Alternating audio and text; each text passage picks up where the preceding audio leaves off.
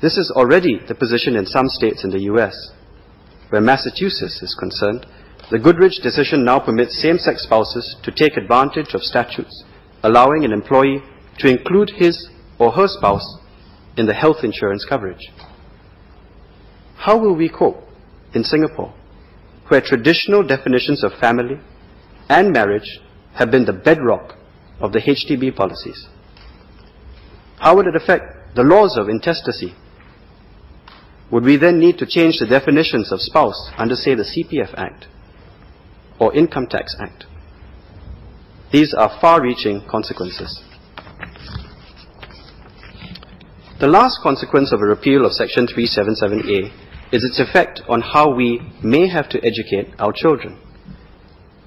It flows that with changes in how marriage, the family nucleus and spousal rights are defined, there will be pressure to change our curricula in our schools. Do we want to see our children being taught that homosexuality is an acceptable lifestyle choice? This is something that we should all think carefully about. In light of these consequences, I ask that we do not treat these calls for the repeal of Section 377A lightly. It is a misconception to think that repealing Section 377A is simply the repealing of an outdated and obsolete offence. Instead, such a repeal would have far-reaching consequences. Some say that the retention of Section 377A does not shield society from harm. I do not think that line of argument is defensible in light of the possible consequences the repeal may bring.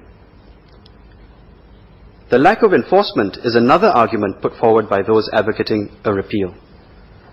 Whether Section 377A is enforced or not is the decision of the executive. In fact, the ministry has just confirmed in the second reading of the bill that it has been enforced in certain circumstances. By retaining Section 377A, the consequences listed above can be prevented. In any event, enforcement cannot be construed as the sole litmus test for an effective law. The effectiveness of Section 377A is seen in what it prevents beyond the act criminalized. For example, to attempt suicide is an offense in Singapore. Yet, how many people are prosecuted for it? I dare say a negligible percentage of those who do attempt to commit suicide. Yet, the offense remains on the books even after this amendment, because it conveys the message that we do not want people taking their lives. Will that message become weaker if the offense is taken off the books? Of course it will. That is why we cannot only be fixated with enforcement.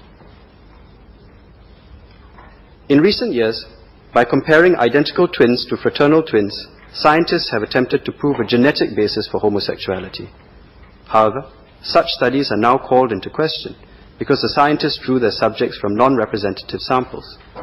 Indeed, the earlier twin studies were criticized as being ascertainment biased, in that homosexuals with gay siblings were more likely to volunteer for studies.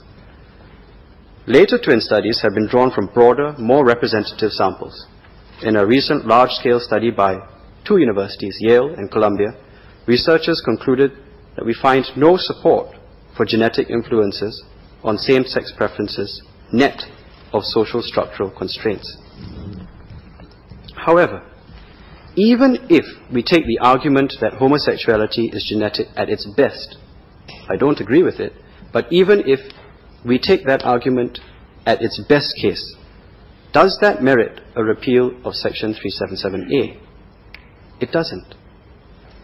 Natural predispositions should not translate into exceptions from the law. Genetic or natural predispositions do not translate in removal of related offences. For example, it is a known fact that some members of our society suffer from a medical condition known as kleptomania. However, this does not merit repealing all the offences in the Penal Code relating to theft. I read the open letter to the Prime Minister seeking the repeal of Section 377A. Several points are worth highlighting. Firstly, the letter states a gay man should have exactly the same rights as a straight man or woman, and Singapore will be woefully out of step with the rest of the world should it retain this legislation. I have just read the petition which was put on the chair, and it seems that the petition takes the same position.